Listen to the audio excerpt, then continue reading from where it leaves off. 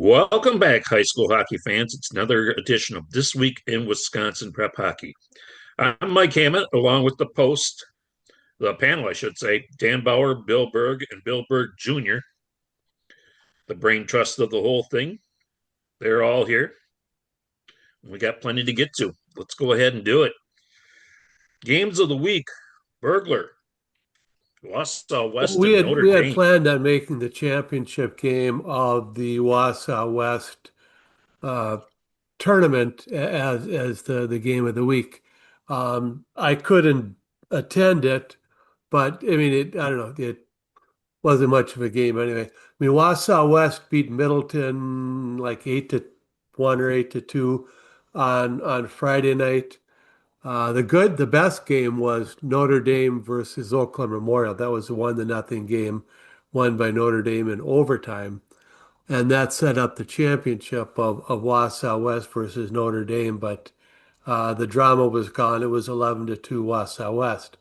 But I wasn't there because I had to be up in Superior, where I'm originally from, on other business, personal business. But I happened to have Tuesday or Saturday afternoon free, and I looked, and sure enough, Tomahawk was playing Superior at 2 o'clock on Saturday. So I went to the game, not really knowing what to expect. I mean, I know Tomahawk scores a lot of points. Uh, they've, I think the only time they were held down was they beat Somerset 1-0. But that was uh, our goalie friend Carson Belial, who was all kinds of like players of the week over the years. They put 38 shots on him, but only scored one goal. And Superior doesn't score a whole lot. They scored 8 goals in their second game of the season. Then only one other game did they score four, and one game they scored three. So I thought this should be an interesting matchup, and it was nothing like what I expected. Um, Superior was just in the face of the Hatchets right from the get-go. They just did not. Well, what is the standard coaching phrase? Take away their time and space. They took away the time and space of the Hatchets. I've never seen the Tomahawk just bottled up like that. Uh, the first period was pretty even, but a couple of turnovers. Superior was especially tight in the neutral zone, and they had a couple of turnovers in that neutral zone in the first period. One of them led to Maverick Milroy got the puck, danced around one of the Tomahawk defensemen, and sniped the goaltender to put him up. And then another turnover late in the period. It became a 2-on-1 where Ryan Nelson fed a beautiful pass across to Brady Harrelson, put the Spartans up 2-0. And again, it was just smothering defense for the second period. No scoring until like the last 4 minutes of the period when um, Superior scored. And then right after that, the frustration got to some of the Tomahawk players, and there were a couple of penalties taken just 20 seconds apart, which left a good long 5-on-3 for the Spartans. And they scored. It took them like 18 seconds to score the 5-on-3. Then they scored another one 20 seconds later on the 5-on-4. They added one more goal at the end of the period to hit the magic number for running time. It was just, went from being a tight game, just smothering defense tight game, and they just broke it wide open in that last 4 minutes of the second period. The teams exchanged goals in the third period, but Superior scored before Tomahawk did, so it was 7-0, then 7-1. So the entire third period was played in running time. But um, I was not expecting that. It was a great game for Superior. Not a good game for Tomahawk, but it was exciting. The lovely Mrs. Berg was there with me, and uh, hadn't been in Westman Arena for a while, so that was good. Tell him what she said about watching a high school game instead of all the Squirt C games she's been watching this season. These guys are a lot faster than Lorelei's team.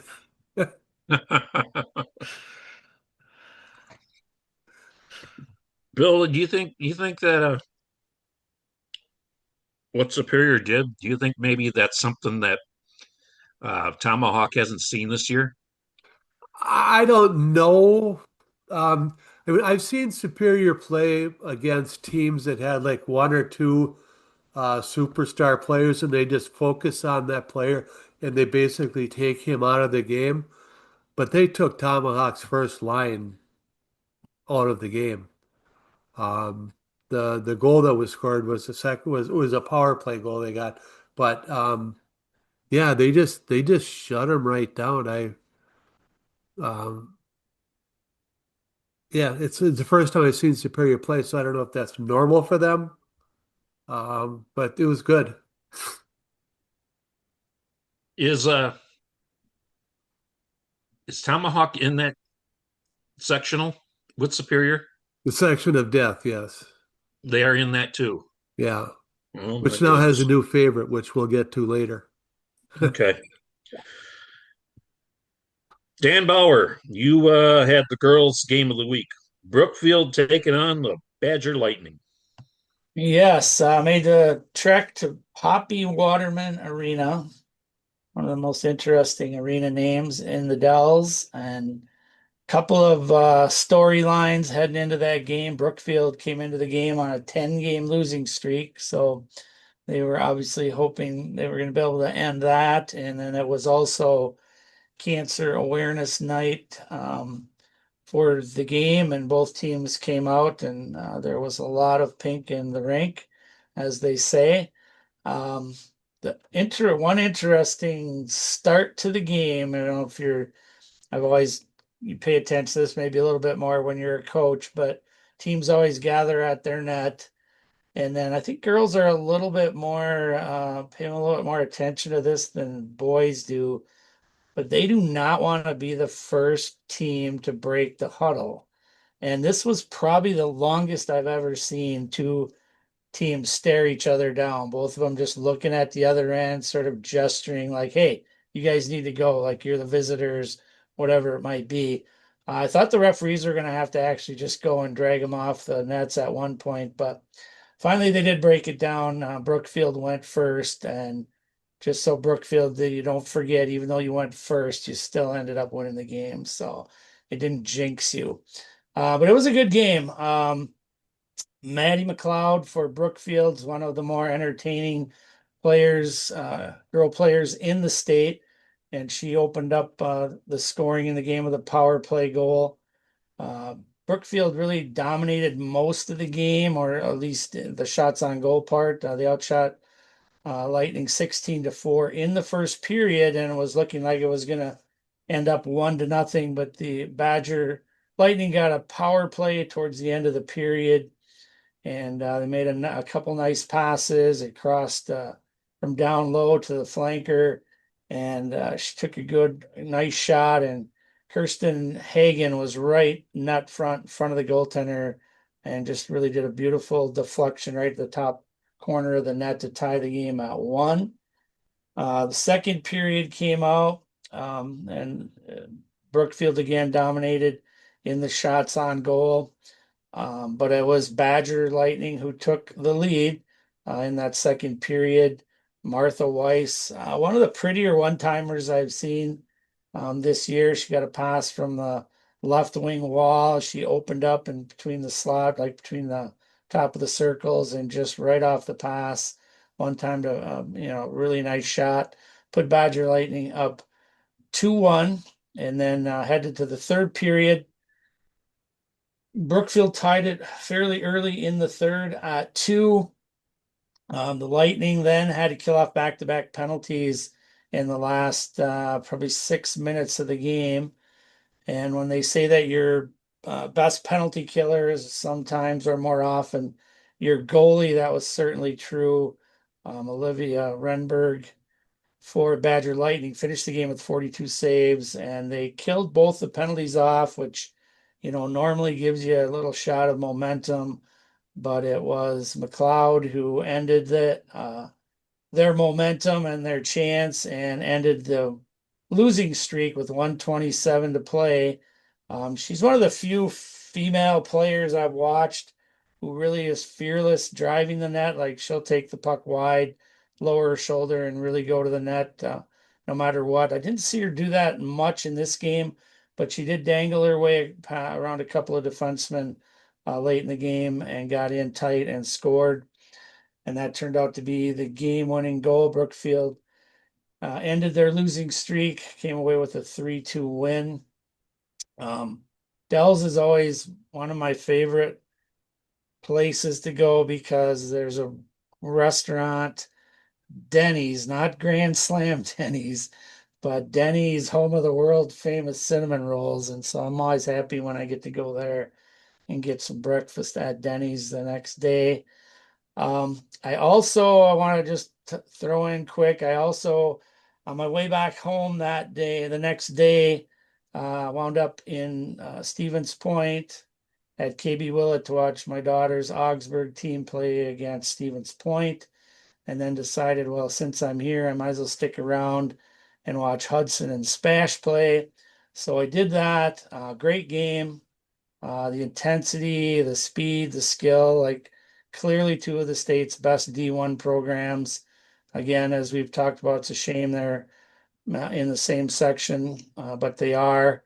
The game, really interesting start. Spencer Bullis for Hudson, right off the face-off puck came over towards Grady Miller, and he absolutely stepped up and just put him down, just train wrecked him. Miller's got up slow and went right to the bench. Kind of set the tone for the game, I thought. Put Spash maybe back a little bit on their heels. I think they got their first shot on goal about 9 minutes to go in the period. But it was just a really entertaining game. Hudson's Will Maurer, probably one of the best players I've seen. He was virtually uncontainable most of the night. Probably had a half dozen really good high danger scoring chances. Scored a Bobby Orr like goal floating through the air, shorthanded goal. Both goaltenders played great. Sam Cramber for Hudson and Zach Burdick for Spash.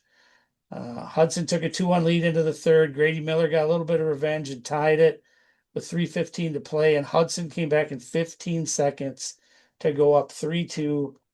Goal by Henry Coleman, and that turned out to be the game winner. But really good game, two really good teams. And maybe they're gonna see each other again down the road in the sectionals. But yeah, it was fun very, very fun game to watch. Yeah, anytime we have seen Spash play, we talk about just the speed they come at you with. And you were at this game. My grandson Brett was watching it on Zaleski Sports. They were doing the game, and he said that Hudson is every bit as fast, if not faster than Spash, and that apparently that Maurer guy can fly. Yeah, yeah, he was. I mean, he just had. He's very. Yeah, he can fly. He's very fast, but you pair that up with his hockey IQ and his ability to anticipate plays. They always say if you're not fast, you have to be able to think ahead of the puck because then you can get there earlier because you don't have the speed to get there. He has both. His shorthanded goal, he did a play. Did a play that I wish I would see more kids do. And it was on the penalty kill. He's one of the high forwards, and puck got shot down towards the net. And as soon as he saw it get deflected into the corner, he just kind of slipped out into the neutral zone. His defenseman retrieved the puck and put it right on his tape, and he was gone for a breakaway. I mean, it's a great play, and but he had the hockey sense and the anticipation to see it. And yeah, he's very good. He's one of the best player I've seen this year. And probably maybe one of the best I've seen on the boys' side. So he's fun to watch. Hudson, one of those teams that's a favorite that has a good shot at go ahead and maybe winning it all this year. Well, They are now. Uh, Yeah. I Hudson has just had thought a I'd throw good it out shot. there. I mean, Hudson has had a good shot of winning it all every year for the last 8 years. So, I mean, I don't think that's changed any. Yeah, they'll be in the conversation. There's no question about that. All right. Pro- The problem with Hudson right now is that they don't really leave the Northwest. They got 6 games against Minnesota this season. They have their Big Rivers schedule. Then they play, they've got games against Superior. But they really only leave the Northwest this year. They were in KB Willett for Point, and they're going to host Notre Dame, or they're going to be at Notre Dame towards the end of the season. But otherwise, um, it's all uh, pretty much just Big Rivers, and then there's 6 Minnesota games. There's not a lot of travel for them this year, so nobody really gets to see them before it gets to playoff time. Yeah, Travis Brown was there, the West coach, and kind of talked to him for a little bit, kind of said the same thing. He's like, we don't get a chance to play them, so we don't get a say in that part of the seeding, where you go the head to head. And he said that we always played them for years, and then for whatever reason they dropped us, and it just hasn't got put back together since then. But yeah, they don't. They just play, like you said, was it Notre Dame is the only one that they're going to play the end of the year here, and then they play Yeah, two more Minnesota teams. Um, but yeah, and they've got 12 games left. They've got more than anybody else in that little pool of Section 1 contenders. sorry, I, seven. I don't know Seven if games against Minnesota this year. yeah, 14 games in the Big Rivers. That's 21. And they got Spash and Notre Dame Academy. That gets them to 23. They might be 1 game short on you their said schedule right now. Superior. It's Superior. So that's their 24 games. Um, Now, I don't know if you remember this, Bill, but we got criticized, chastised yeah, but this year I for looked saying before we for said it. saying that Hudson doesn't come east. Right. This year we looked first. Spash and Notre Dame is the list. Otherwise, it's Superior, and then they have 7 Minnesota games and their 14 conference games. Yeah, Was that I'm a was big, that was that Trubisky was a coach at the time when he? I believe so, yes. Yes. I'm a big believer in And then a couple weeks later, he asked us to change the name of his award. So Yeah. So apparently he doesn't like us. unrelated. All right. Well, where were we here? Okay, Dan, once again, Quench Players of the Week, girls and boys, and we got some winners. all right. For the girls, the Quench Hydration Player of the Week actually was my runner-up choice from last week. She had a great Culver's Cup tournament where she scored 9 points down there in Madison, and Superior won all 3 games. Addie Benson, senior from Superior, is the Quench Hydration Girls Player of the Week. Addie had her season last year cut short the end of the year. Injury took her out of the last part of the season, but she's really come back. Had a great start to this year. She'll head out to Gustavus and play some college hockey next fall.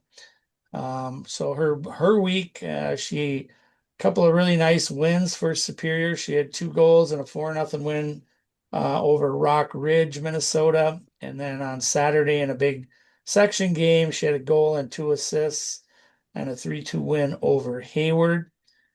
She has 14 goals, 6 assists, leading the Spartans in scoring this year. and she plays on a first line with Paisley, Leistig, and Gianna Gessler, who is a freshman who was also a very good hockey player. I was very impressed watching her play down at the Culver's Cup. So girls player of the week is senior Addie Benson from Superior. Moving on to the boys, a little bit maybe different selection, I guess, or different criteria. I don't know how to really wade into this, but our Quench Hydration Boys Player of the Week is Jackson Flanagan. He is a senior and a captain for the River Falls team. And last Thursday, River Falls and Rice Lake played in Rice Lake, and there was a hit, a check, clean hit. Definitely would not say it was anything illegal or dirty or anything like that.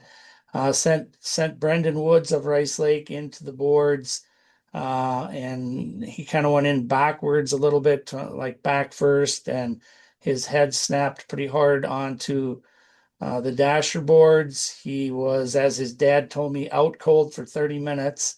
And they had to take him off the ice, obviously, on a backboard and a stretcher. So a really scary moment, one of those things you hate to ever see in a hockey game.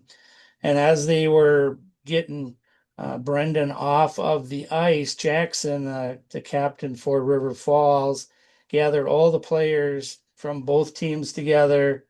They all locked arms and around their shoulders and around the center circle to pray, for Brendan, because at that point nobody knew, what was going on, what the injury might be.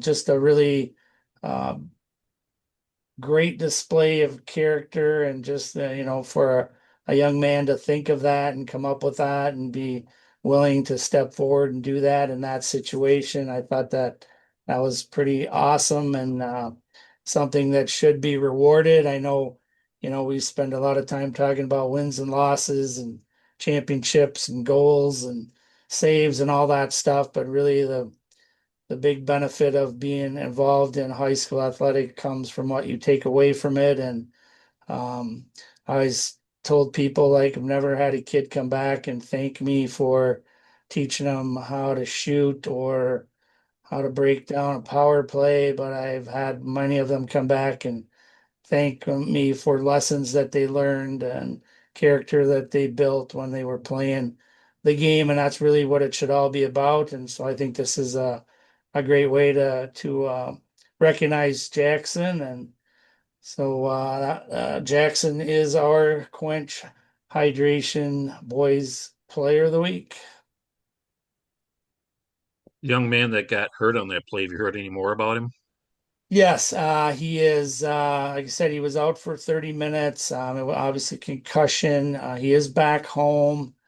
And his dad said he's doing well. I mean, he's still, struggling with the symptoms of concussion. I think his dad told me that he went to a half day of school this week. So that's normally the protocol when you start to come back. They kind of try to send you for a half day or a couple hours and see how you do, and then try to build from that. But yeah, concussions are, I've seen kids come back in a week, and I've seen kids don't come back in a year. So I mean, it's so different for every kid, and I believe this is the second time he's been through a concussion, so that's also a concern. But yeah, as of right now, he's doing as well as can be expected.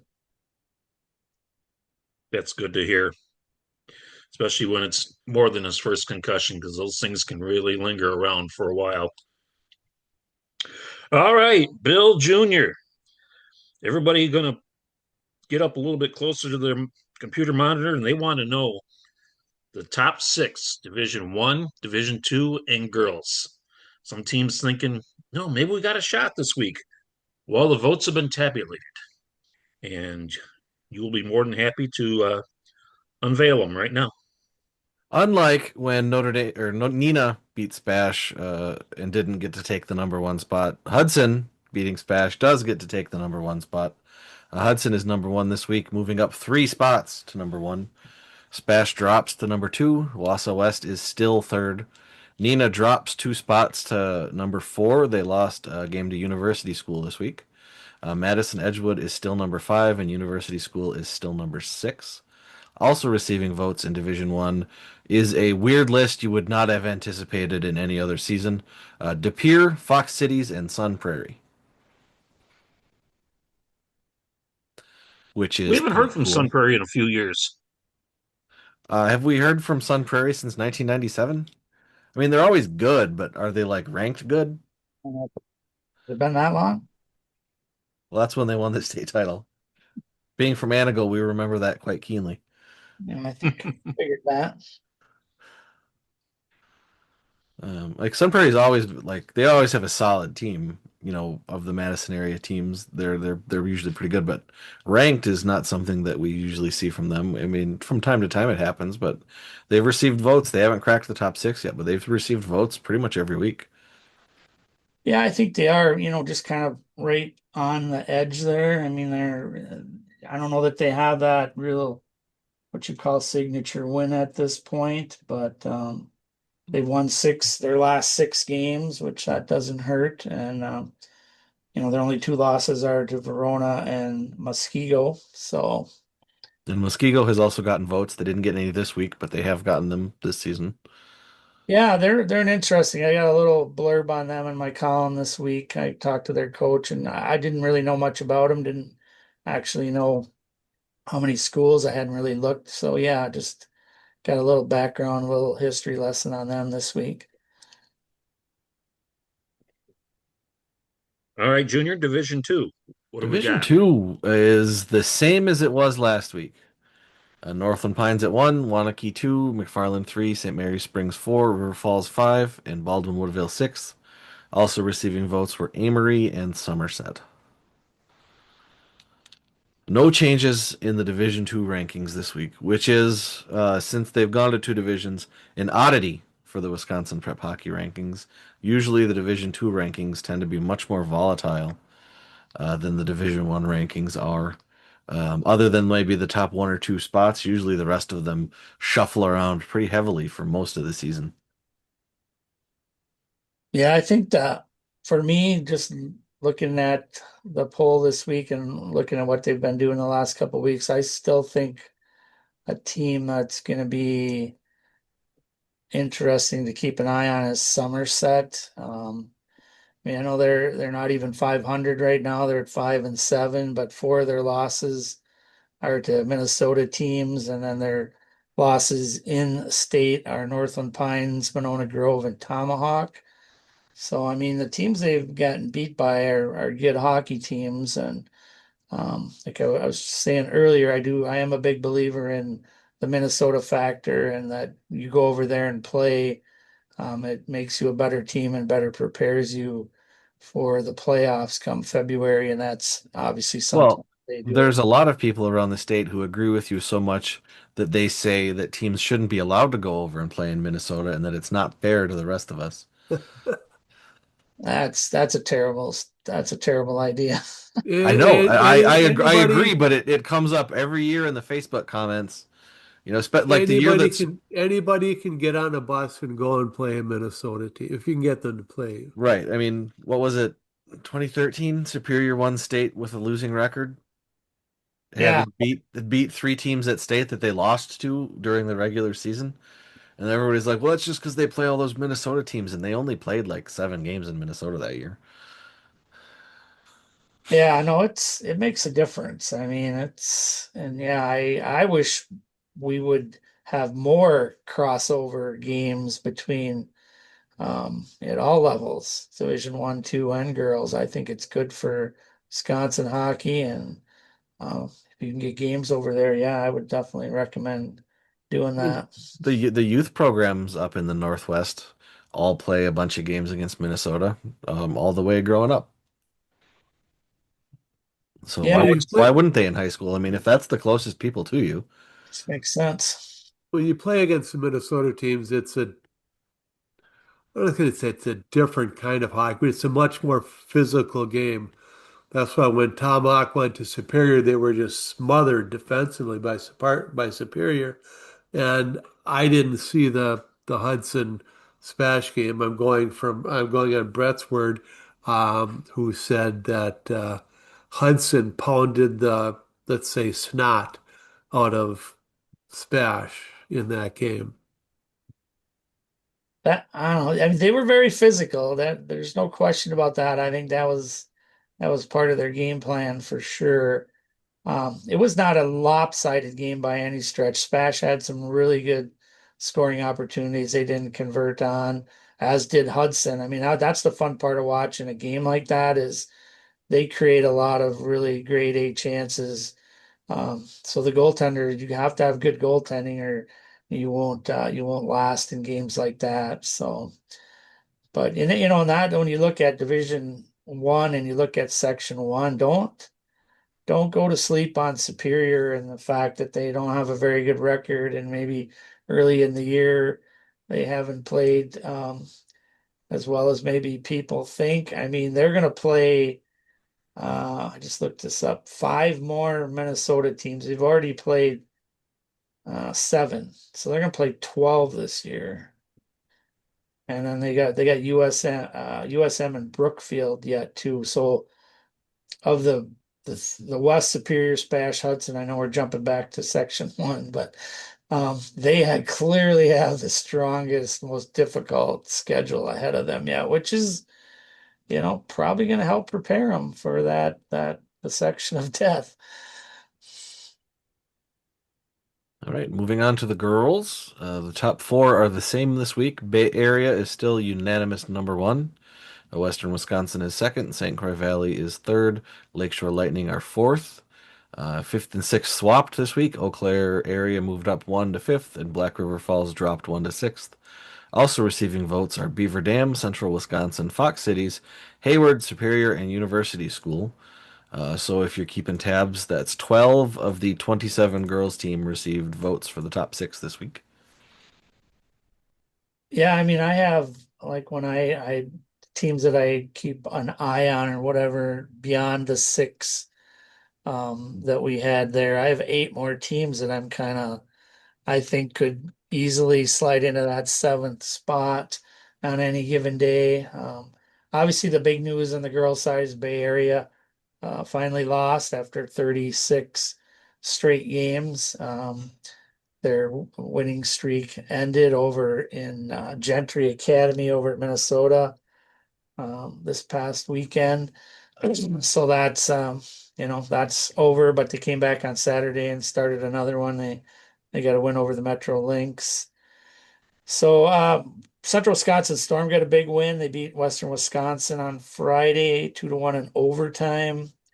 Their goaltender, Cami Floor, played great in the first period. I think Western outshot them like 20-4, something like that. It was a scoreless first period. It was a 2-1 game into the overtime.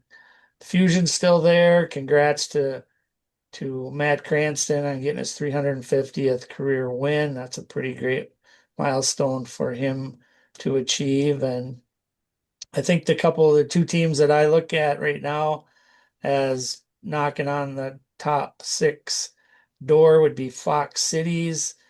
They've been playing really well as of late, and I think Superior is slowly gathering a little momentum too, and I think they're getting better every time they go out and play. So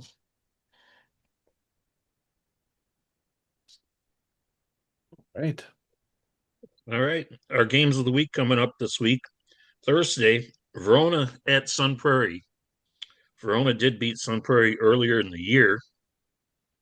So this is the return game of the whole series there. Should be a good game. We'll have coverage of that one. Probably going to And decide the Big Eight champion. yeah, yeah. I mean, they're Verona's usually good every year. We know Right. that, and we just discussed Sun Prairie. So they're one of the better. These are the two better teams in the Big Eight. I mean, Memorial is also maybe a little bit in that mix, but I think these two are the top two teams in the Big Eight, and they'll get together and play on Thursday at Sun Prairie. Girls, Western Wisconsin at St. Croix Valley on Thursday. Dan will be over there. Dan, you put a lot of miles on your car. Yeah, I got nothing better to do, right? So I didn't. I'm having a blast. I really am. I'm having fun getting out and seeing a lot of teams and seeing a few boys teams now has been kind of fun too. I mean, obviously that game on Saturday is, two of the best teams in the state. So that was definitely fun to see.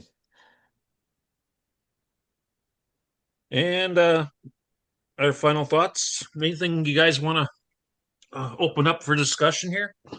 We're about a month away from the state regionals starting. Isn't that about right?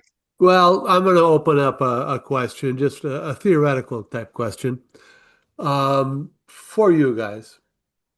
What would you rather see, a 2-1 game or a 7-6 game? 2-1. 2-1.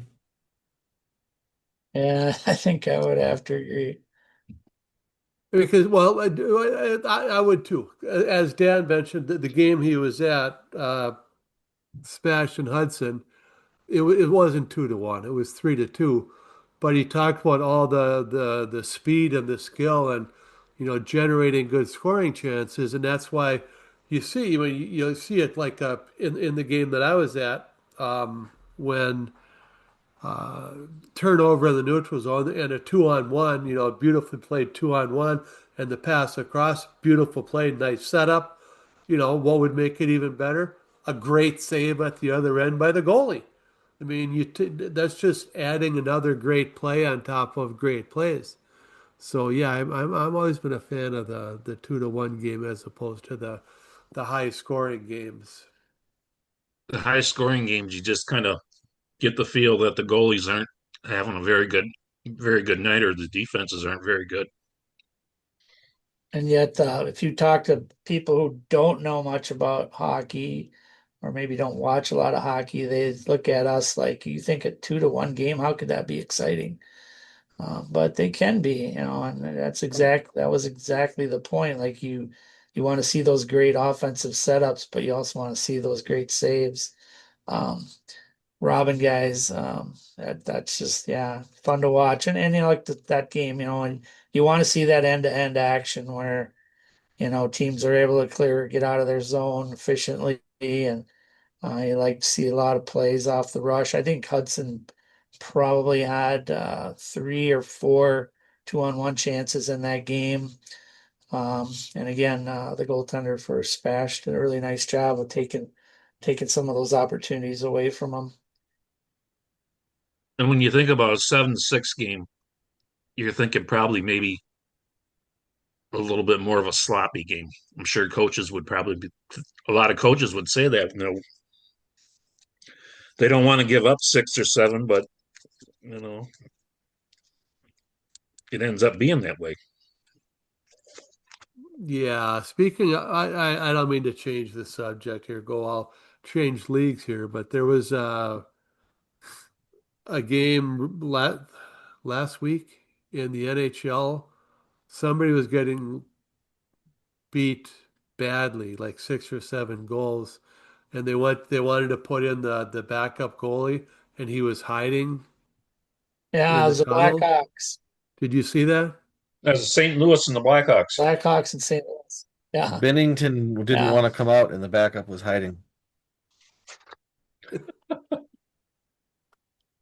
yeah. That was pretty interesting for That's I sure. strange. I don't understand how he's Team Canada's goalie, by the way.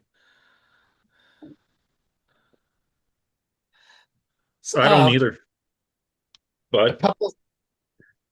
I'll change the subject again, unless we want to keep going on that. But a couple things I thought of. Two games I like search around on Live Barn. If I see overtime games or close games, sometimes I'll go, wait, maybe watch the ending of it. But a couple of them, DC Everest and Toma, the Evergreens were down 4-1 going late into the third period, scored 3 goals.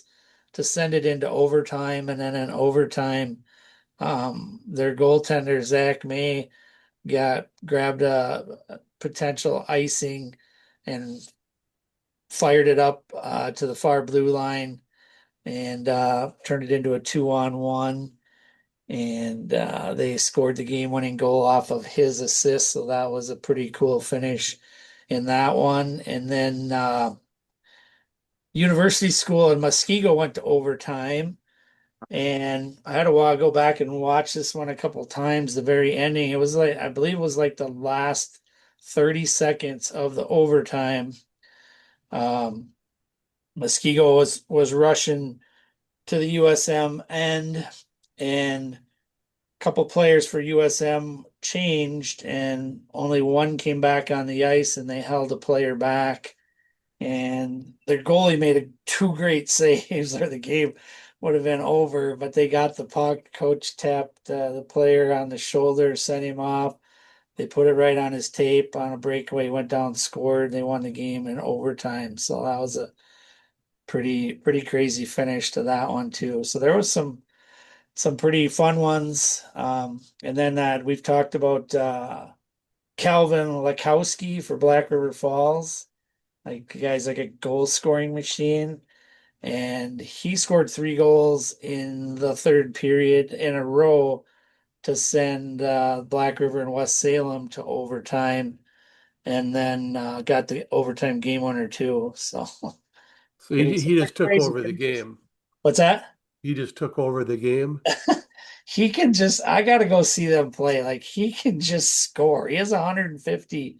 The goal, his fourth one of that game, was his 150th of his career. But I mean, he has to have more multi-goal games than maybe anyone. I might be getting ahead of myself. He's got a lot of them. Yeah, going back and looking at that Everest Toma game you mentioned, Everest's last 2 goals to tie that up and send it to overtime were at 15:55 and 16:48. Yeah, both with the goalie pull. Oof. Yeah. High risk, high reward. Yeah, that was a fun one. That was a fun one to watch the end of it. So, Guys, I did see something come across the internet today. They're talking about a remodeling, or however you want to put it, of Wilson Park in Milwaukee. I don't know how many of you guys have been there. I've been there a couple times, and it's one of those that's really stuck in the past. So be nice to see if that old place could get refurbished and looking a little bit new. It's not a bad rink. It's just very old. It's set many years back. Do they have just one sheet there or two? They have just one. Are they going to add a second one? The article is in Journal Sentinel, Oh, so it's and paywalled. yeah, so I didn't get to read it. Ah, But I thought it's interesting that people are talking about sinking some money into Wilson Park and fixing that place up. It's not a bad rink. I mean, it's got seating all the way around. Just be nice to have some updates there. Oh yeah, Matt Carey sent us a link on that. That's actually from WTMJ. So that one you could actually go to, no firewall. The Shaw Association, Southeast Hockey Association of Wisconsin, they're trying to raise $24 million to do that whole remodel, adding a second sheet of ice. And well, actually, you can do a lot for $24 million. for yeah, I would 31, you can build an entire indoor soccer field like we did at Everest. hope that too. Yeah, it's crazy to think that, because when I was in Spooner and they closed our rink down for 2 years, and I can remember sitting with groups and plotting and trying to figure out how we were going to build a new rink in Spooner. And I can remember like less than $1 million was a reasonable figure to build a new, just a youth hockey rink. And now when you see rinks go up now, it's just unbelievable what it costs nowadays to put one up. It's crazy. Well, we were able to get that one done here in Janesville with the two sheets, and it's much more of a bigger facility. But one of the things that we had to do is we had to get the governor on board with it. He was able to get some funding for it for to the tune of about $15 million. And if that don't happen, you know, we may not have this facility that we have down here now. I'm not sure if it was COVID relief or what it was, but $15 million sure was a nice shot in the arm. Yeah, that helps. Then the old rink was torn down, or do you have two Nope, buildings now? it's sitting there empty. Empty? Oh, really? No ice or anything? Nope. Well, they're trying to sell it, I guess. Hmm. But I guess by August 1st, if they don't sell it, I guess then they're going to have to make some decisions on really what to do with it. So there's no demand needed for any more ice there, huh? They could just No, pick that thing up and move it to like Milwaukee somewhere. That'd be nice because they could use it They over could there. use the ice. yeah, no doubt about it. All right, People anybody say got anything else? people say one of the reasons some of those, girls co-ops haven't broken up is because they don't have a place to play if they do. So, another building in Milwaukee, another sheet here and there. Wilson Park going from one to two, that's a whole nother sheet that helps. There is Yeah. a bar in Milwaukee that took their outdoor, or excuse me, their domed volleyball and turned it into a hockey rink. Um, so I asked Matt Beshta at WIA. I said, can high school teams practice there? Because there's a bar attached to it, and he said he didn't think they should do that. He didn't think that would work. But aren't there rinks that have restaurants in them with bars in them? Oh, the where the state tournament. That's got a upstairs with a bar in between the two rinks. Middleton, yeah. But it's not a functioning open every day bar, right? Isn't it just there for the junior team and stuff like It's a that? game night bar for, yeah. Yeah. So I mean, like the Sun Prairie rink, they have a restaurant that's literally connected to that rink. The Yep. Spooner rink has a bar in it and a restaurant in the rink. So I don't know. That's why I asked them because I'm not sure why would this be different. It seems like it's kind of the same, but he didn't seem to think that anyone should go practice there. Hmm. Did any of you guys happen to see the Winter Classic of the NHL when they played in Florida? I just I saw was the end of it. I saw Florida got stopped, didn't they? I was busy that night. I wanted to watch it. I just wanted to see how the ice would hold up. I didn't get to see any of it, but to me it just doesn't, I don't know. It just seems like it wouldn't make sense to have a Winter Classic game in Florida. Well, that's where either the next one or in 2 years they're doing it in Tampa. If the NHL and their ice masters can keep the ice to last, for the game, warm-ups in a game, I don't care where they put that thing. Play it wherever they can. As many different outdoor places as they can. It's cool. I thought, they kept the roof closed and the AC running and the dehumidifiers running for like a solid couple of weeks leading up to the game, just to have it dry in there because hockey rinks don't like humidity. And I'm like, man, as soon as they open that roof, because they opened the roof for the game because it's an outdoor game. I mean, they don't want the roof that defeats the purpose. I'm like, that Right. Florida air is just going to rush in and the ice is going to get sticky, but apparently it was fine. Well, Um, I would think that the the boards would just completely fog up. Yeah. yeah, but apparently, I mean, if that you can fix with air movement, but like they brought two of their refrigeration trucks instead of one. to keep it running. Um, yeah, the NHL, I think they did a good job making that happen. They've learned from past mistakes. Um, I thought it was cool. I mean, if they could make one happen in Death Valley, I'd watch it. Well, that might happen because the NHL put out I saw this, I don't know where I saw it, but for the Tampa Bay game, they are actually going to build a structure almost like a pole building, but obviously with sides and a roof that just barely fits around the rink. And they're going to build this, then they're going to get the ice ready, get it perfect, and then right before game time, the day of the morning of the game, they're going to take the structure down and play. That's what I saw. That's I mean, they used the baseball field dome for that, but that's kind of what they did in Miami. It's just like the ice doesn't have to last for a season; it has to last for a day. Right.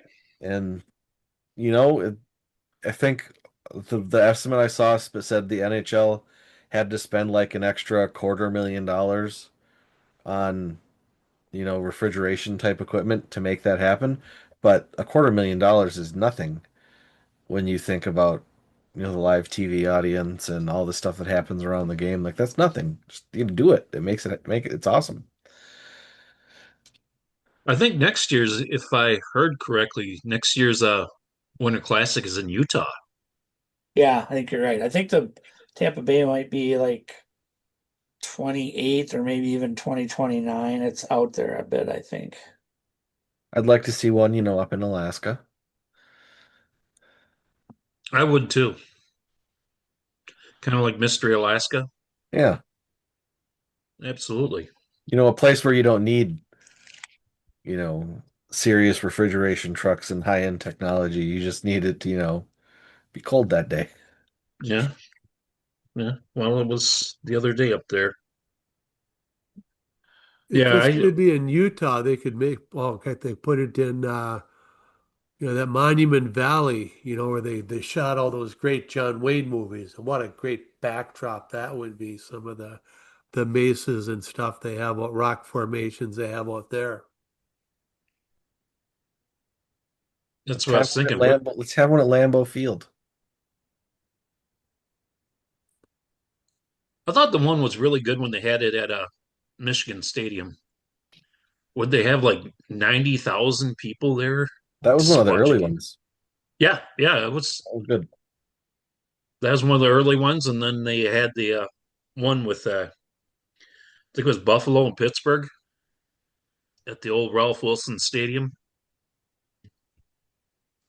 If I remember correctly, it snowed like hell that day. Well, it was Buffalo. Yeah, That's what it yeah, does yeah. every day. Kind of like it rains in Florida every day. Yeah, for Um, like 15 minutes. yeah, that is true. Um, I don't know. I think that's really about all I got. Yeah, I hate to switch subjects, but I hear strains of Monday Night Football behind me, so Have you recovered from the Packer game yet, Bill? I've moved on. And moved on? He's seen them lose enough over his 67 years that he can cope now. Yeah. He made it through the 80s Yeah. when Lynn Dickey and who was Randy Wright, the old Badger quarterback. Gary Taggy, we've had some great ones there. Oh, there was actually a Lynn Dickey stat on that game on s- Saturday night. Yeah. Um,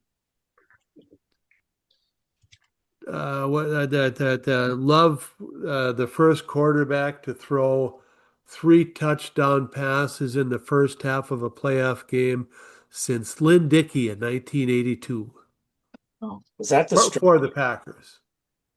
was that the strike year when they got in the playoffs? Because Yes. yeah, it's only reason they got in because they only played like 8 games or something. Yeah. All right. Anything else? 30 days till pitchers and catchers report. All right.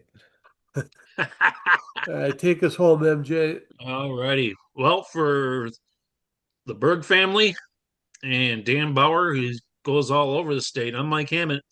We'll talk to you next week on This Week in Wisconsin Prep Hockey.